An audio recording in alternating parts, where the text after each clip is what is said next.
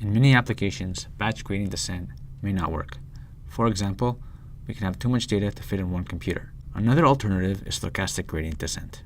In batch gradient descent, we find the parameters that minimize our total loss or cost. But let's just say we want to minimize a loss for just one sample. In this example, if we minimize a loss for the first sample, the line will move accordingly.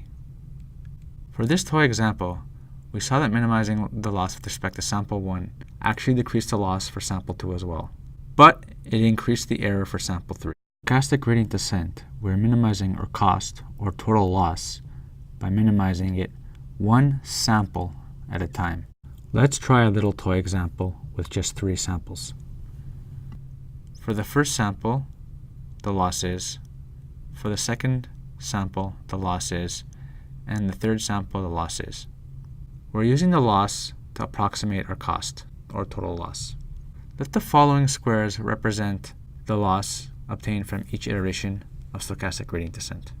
We use the first point to run an update.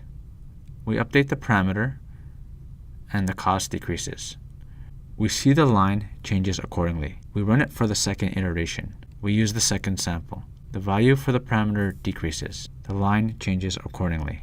We run it for the next iteration. In this case, we use the third sample. But something strange happens.